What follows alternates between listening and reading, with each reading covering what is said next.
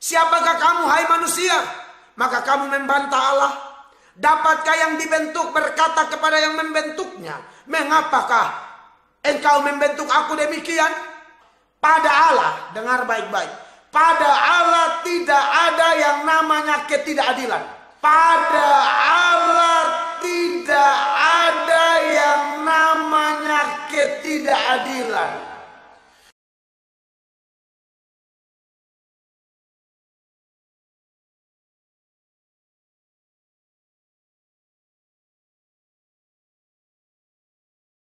Pertanyaan ke-6. Niriani, apakah benar Yesus itu satu-satunya jalan keselamatan? Bagaimana dengan orang yang selama hidupnya tidak mengenal Yesus, tetapi selama hidupnya melakukan kebaikan? Apakah dia akan diselamatkan atau tidak? Iya. Saudara-saudara, ya, Yesus satu-satunya jalan, tidak ada yang lain ya. Tidak ada yang lain. Katakannya Yohanes 14 ayat 6. Yesus berkata, akulah jalan dan kebenaran dan hidup. Tidak ada seorang pun bisa datang kepada Bapa di sorga kalau tidak melalui aku, kata Yesus. 1 Timotius 2 ayat 5 mengatakan Allah itu Esa. Esa pula pengantara antara Allah dan manusia, yaitu manusia Kristus Yesus.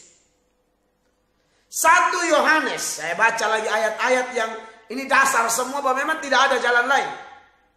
Baru saya tanggapi yang Anda persoalkan ya.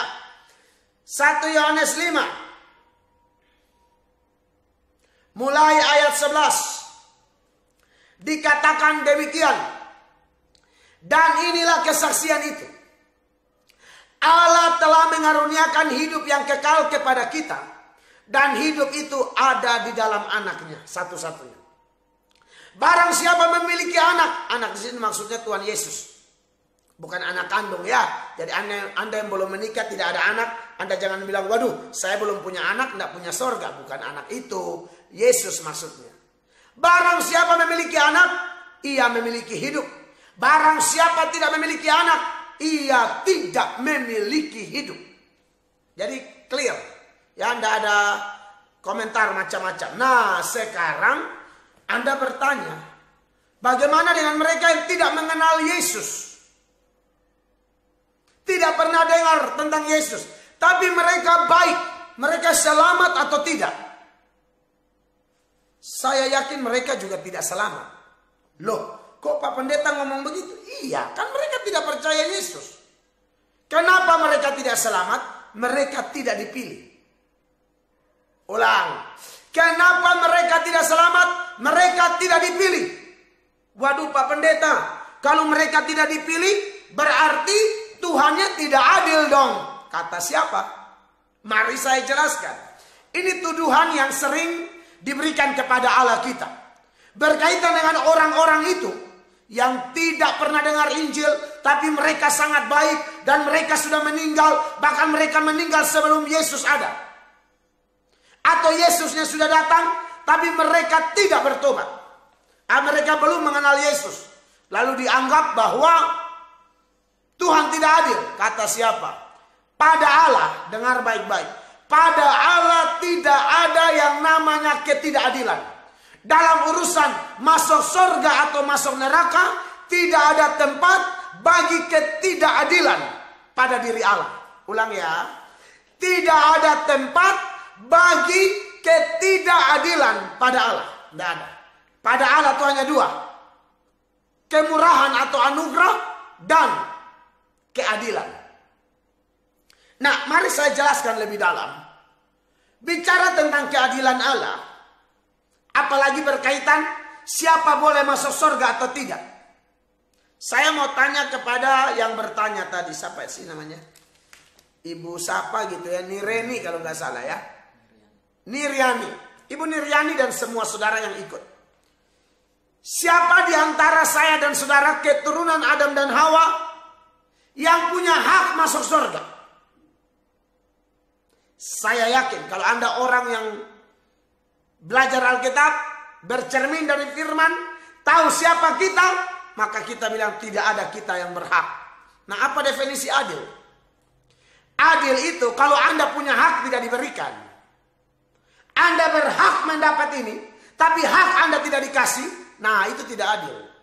Nah, urusan masuk surga, siapa yang punya hak? Kita justru semua ini pantasnya, cocoknya masuk neraka semua. Tapi dari semua yang mau masuk neraka untuk mendapatkan keadilan Allah, neraka itu keadilan Allah. Keadilan Allah tertinggi itu neraka. Jadi tidak ada tempat bagi ketidakadilan. Maka jangan ada orang yang menuduh Allah tidak adil. Tidak ada istilah itu. Jadi memang kita hidup selamat ini anugerah aja. Makanya kalau kita baca di dalam Roma, ini beberapa ayat saya baca buat kita supaya kita paham ya. Roma pasal 9 ya. Mulai ayatnya yang ke-12 dan seterusnya. Saya baca ini Paulus membandingkan peristiwa Yakub dan Esau. Dikatakan kepada Ribka, anak yang tua akan menjadi hamba anak yang muda. Ayat 13, seperti ada tertulis, aku mengasihi Yakub tapi membenci Esau. Ayat 14, jika demikian, apakah yang hendak kita katakan? Apakah Allah tidak adil? Paulus bilang mustahil. Karena kita semua orang berdosa, Allah mau, jadi tidak ada tempat bagi ketidakadilan Allah. Upah dosa itu neraka dan itulah keadilan Allah. Kita yang berdosa tapi masuk surga, itu namanya dapat anugerah. Dapat kemurahan.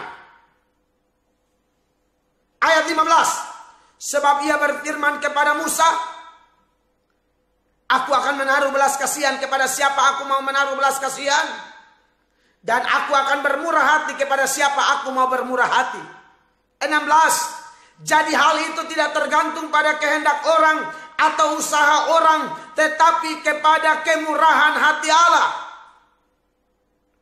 Jadi memang tidak ada yang bisa protes Tuhan ya. Kalau ada yang mau protes, saya bacakan ayat ini kepada saudara. Lompat dari Roma 9 itu ayat 19. Sekarang kamu akan berkata kepadaku, jika demikian apalagi yang masih disalahkannya? Maksudnya ada yang mau menyalahkan Allah. Sebab siapa yang menentang kehendaknya? Ayat 20.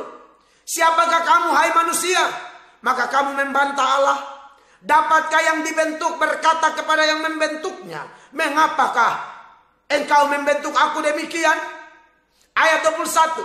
Apakah tukang periuk tidak mempunyai hak atas tanah liatnya untuk membuat dari gumpal yang sama suatu benda untuk dipakai guna tujuan yang mulia dan suatu benda lain untuk dipakai guna tujuan yang biasa?